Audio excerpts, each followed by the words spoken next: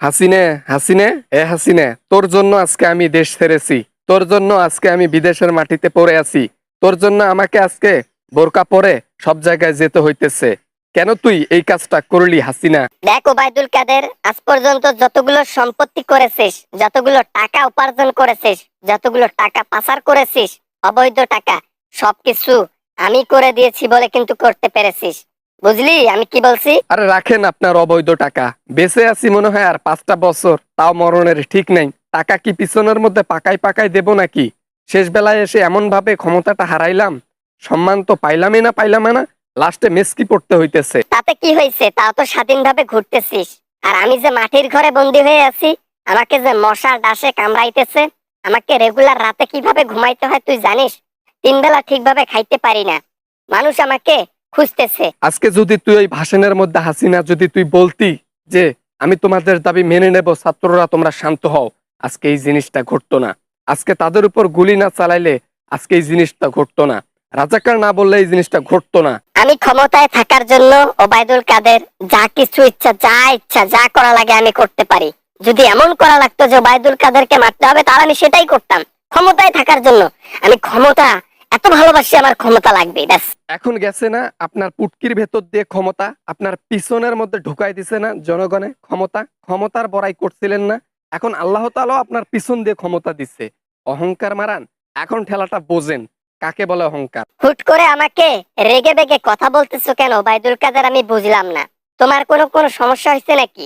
তুমি তো আমাকে অনেক ভালোবাসতা, আমার অনেক ঘনিষ্ঠ লোক, কাছের লোক। তুমি এইভাবে বলতেছো আমাকে, বিশেষ কোনো কারণ আছে হয়তোবা।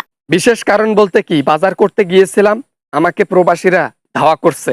ভাগ্য ভালো, এক জায়গায় গিয়ে লুকাইছি, এক মাকড়সা ইয়ের তলের মধ্যে, কোষ্টার জাগের তলের মধ্যে লুকাইছি, না হলে তো আমার দি এন্ড হয়ে যাইতো।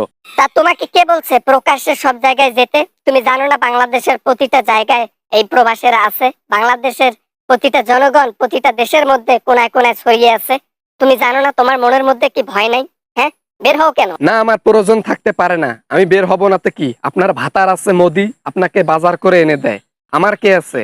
আমার কি বউ আছে যে সে বাজার করে আনবে? হ্যাঁ, আমার নিজেরটা নিজেই করতে হবে। আমার তো আর মোদির মতো ভাতার নাই যে এনে দেবে। তোমার দুলাভাইকে তুমি সম্মান দিয়ে কথা বলো, বুঝছো? তোমার দুলাভাই হয়, সেই হিসেবে কথা বলো, ঠিক আছে? মোদি কিন্তু তোমার দুলাভাই হয়, ঠিক আছে? আমি তোমার বোন হলে তোমার দুলাভাইকে তুমি সম্মান দিয়ে কথা বলো। এভাবে তুই তুকারি করিও না তোমার দুলাভাইকে, বলে দিলাম। ও আচ্ছা, এখন দুলাভাই দুলাভাই করে কথা বলতে হবে? তা দুলাভাইকে বলিয়েন তো কবে বাচ্চা কাচ্চা নেয়। আমি আমার ভাগ্নির মুখ ভাগ্নের মুখ দেখতে চাচ্ছি। একটু তাড়াতাড়ি বাচ্চা কাচ্চা নেন, দেখতে যাব আপনাদের বাচ্চা কাচ্চা। কি বলে যাতা ওবায়দুল কাদের কাউয়া, তোমার মাথা মনে হয় খারাপ হয়ে গেছে। তুমি অন্য সময় কথা বলিও আমার সঙ্গে, এখন কথা বলার দরকার নেই।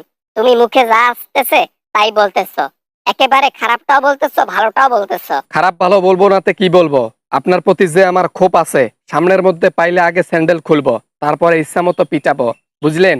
এখন না পিটাইলে তো হবে না, মনের মধ্যে তো মনে করো যে রাগ জমে আছে আপনার প্রতি। আপনার জন্য আজকে এগুলা হইছে, আপনার জন্য আজকে আমরা দেশ ছেড়েছি। যদি আপনি এগুলা না করতেন, আজকে দেশের মধ্যেই বসেই থাকতাম, রাজত্ব করতাম। আচ্ছা হইছে ভাই, থাম তো, আর কিছু বলতে হবে না। হ্যাঁ আমি ভুল করছি, আমাকে মাফ করে দিস। আমার জন্য সবকিছু হয়েছে, তবে আমার জন্য যা করেছিস এটাও কিন্তু আমার জন্য করতে পারছিস, ঠিক আছে?